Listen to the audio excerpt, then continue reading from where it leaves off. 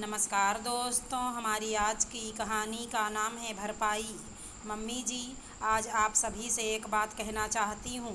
इस घर के खर्चे अब दिनों दिन ज़्यादा ही बढ़ते जा रहे हैं। महीने का राशन जब आता है, यह और भैया बराबर बराबर देते हैं, पर फिर भी बीच में अगर कुछ घट जाता है तो उसकी जिम्मेदारी उनके ही हिस्से क्यों आती है। मानती हूँ भैया की आमदनी कम है, पर इसका मतलब तो ये नहीं कि ये पैसों के पहाड़ पर बैठे हैं। सुमिता ने अपनी सास रजनी जी से कहा। रजनी जी, ये तुम्हें अचानक क्या हो गया? सुमिता, दो तो भाई हैं, दोनों मिलकर घर चलाते हैं, इसमें कम ज़्यादा कहाँ से आ रहा है? कभी उसने ज़्यादा दिया तो कभी उसने। इससे मन में ऐसे विचार क्यों ला रही हो? धीरे धीरे यही विचार नफरत की दीवार बना देती है रिश्तों में। तब तक रजनी जी की बड़ी बहू सलोनी रसोई से आकर कहती है, ऐसा क्या खर्च बढ़ गया सुमिता, जो सुबह सुबह शुरू हो गई? सुमिता, बर्ताव तो ऐसे कर रही हो दीदी जैसे आपको कुछ पता ही नहीं। अब भैया के बढ़ते कोलेस्ट्रॉल की वजह से उनके खाने पीने की चीज़ों में इजाफा हुआ है, तो उसका हिसाब एक साथ करके आधा हम क्यों दें? अरे, जो चीज़ हम खाएंगे ही नहीं उसका आधा हम क्यों दें?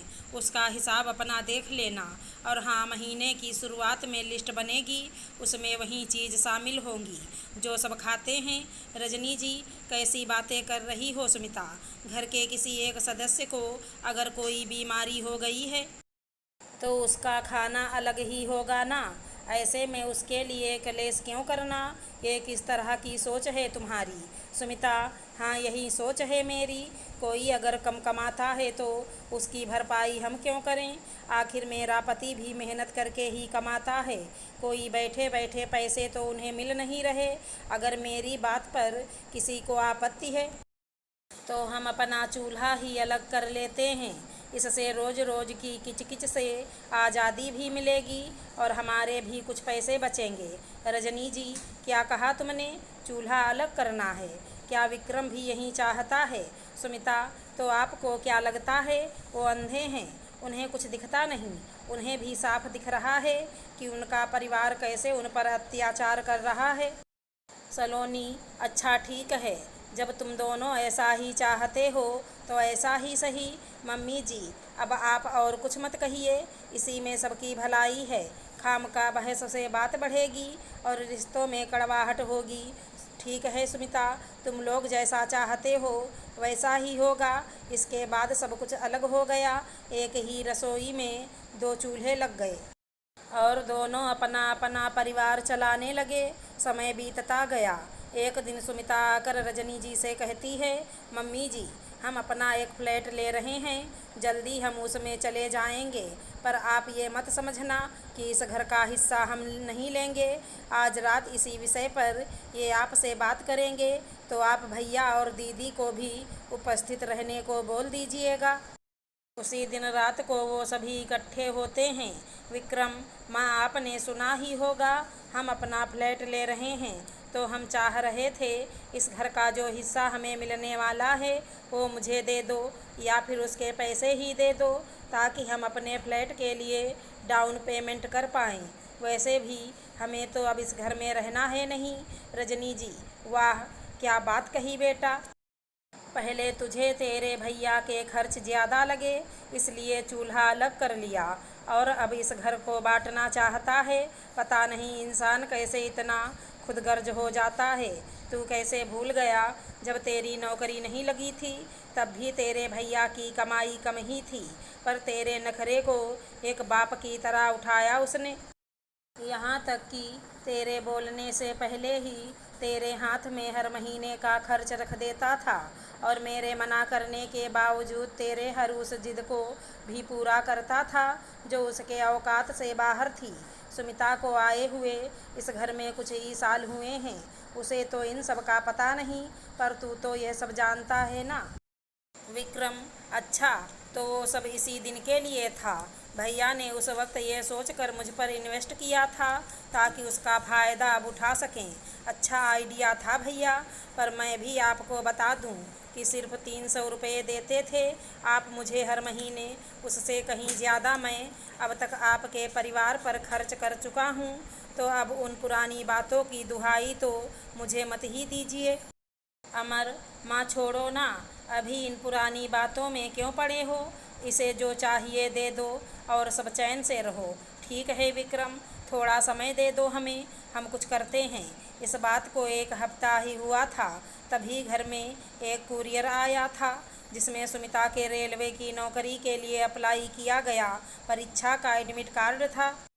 सुमिता बड़ी खुश हुई। फिर अगले दिन एक और परीक्षा का एडमिट कार्ड आ गया। दोनों परीक्षाओं का केंद्र उसके शहर से दूर था और परीक्षाएं 4 दिनों के अंतराल में थी। उसकी एक बेटी थी 3 साल की। अब वो यह सोचकर चिंता करने लगी कि बेटी को लेकर वो कैसे जाएगी। विक्रम उसे छोड़कर तो आ जाएगा, ऐसे में उसकी बेटी पायल वो कहाँ रहेगी। अब जब घर में भी सब अलग हो गया है तो वो क्या करे। ये बात सलोनी को पता चल गई। उसने तुरंत सुमिता से कहा, तुम जाओ, पायल की चिंता मत करो, वो मेरी भी बेटी है। हमारे बीच जो दीवार बन गई है वो हमारे बच्चों को नहीं दिखनी चाहिए। जैसे मेरा रोहन और राजू हैं वैसे मेरी गुड़िया पायल है। मेरे लिए सुमिता थोड़ा ग्लानि महसूस करने लगी, पर सलोनी के आश्वासन से वो परीक्षा देने चली गई। दोनों परीक्षाएं देकर जब वो घर लौटी तो देखा पायल सारे उबले खाने बड़े बेमन से खा रही है। सलोनी उसे बिल्कुल ही सादा खाना जोर ज़बरदस्ती खिला रही है। वहीं दूसरी ओर रोहन और राजू एक दरवाजे के पीछे छुपकर दाल चावल सब्जी बड़े चाव से खा रहे हैं। सुमिता ने आओ देखा ना ताओ और तुरंत भड़क कर सलोनी से कहने लगी, वाह दीदी, तभी मैं सोचूं इतनी प्यारी प्यारी बातें क्यों की जा रही हैं, वो भी तब जब हम अलग हो चुके हैं। मेरा बदला मेरी बेटी से ले रही हो, उसे ऐसा फीका खाना खिलाकर अपने बच्चों को अच्छा खिला रही हो। छी दीदी छी, आप इतना गिर सकती हो। मैंने कभी नहीं सोचा था। सुमिता ये सब कह ही रही होती है कि तभी पीछे से विक्रम आकर कहता है, बस करो सुमिता, तुमने बहुत कोशिश की हमारे बीच नफरत की दीवार खड़ी करने की, पर असफल रही। आज तुम्हारी बातों में आकर मैंने अपने परिवार का दिल बड़ा दुखाया है, पर अब और नहीं। तुम जानती भी हो भाभी ने क्या किया। पायल को तुम्हारे जाते ही चेचक हो गया, तब से लेकर अब तक माँ बनकर संभाला है। जब मैंने तुम्हें बताना चाहा तो उन्होंने तुम्हें बताने से मना कर दिया ताकि तुम अपना ध्यान अपनी परीक्षा पर दे सको। इसलिए पायल यूँ फीका खाना खा रही है।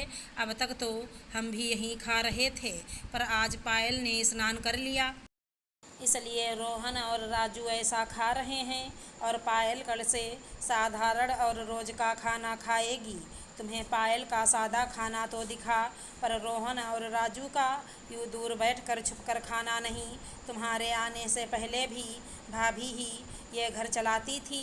हाँ, पैसे कम तो तब भी थे, पर प्यार में कोई कमी नहीं थी। पर तुम ये कैसे समझोगी। सुमिता ये सब सुनकर सलोनी के कदमों में गिर जाती है और रोते रोते माफ़ी मांगने लगती है। तभी सलोनी कहती है, जानती हो सलोनी, तुम्हारी तरह मैं भी नौकरी करना चाहती थी, पर मुझे वो मौका नहीं मिला। आज अगर मैं भी नौकरी करती तो इनके कम आमदनी का ताना नहीं सुनना पड़ता, तुम्हें भी कभी ये सुनना ना पड़े। इसलिए तुम्हारे इस परीक्षा की अहमियत को मैं समझती हूँ। पैसों का क्या है, कम ज़्यादा तो होते ही रहेंगे, पर मेरे लिए परिवार हमेशा सबसे पहले रहा है। पर पैसों का भी बड़ा जोर है सुमिता, इस बात को भी मैंने अच्छे से समझ लिया है। इंसान चाहे कितना भी प्यार और अपनापन दिखा ले, पर पैसा नफरत की दीवार खड़ा कर ही देता है। सुमिता दीदी, आपसे वादा है, जो नफरत की दीवार मैंने खड़ी की थी कभी, उसे मैं ही गिराऊंगी और जब तक जिंदा हूँ इस परिवार से एक एक रिश्ता निभाऊंगी। काफ़ी दिनों के बाद उस घर में फिर हंसी की गूंज आई थी। अगर हमारी कहानी पसंद आई हो तो चैनल को लाइक शेयर सब्सक्राइब करें। राधे राधे दोस्तों।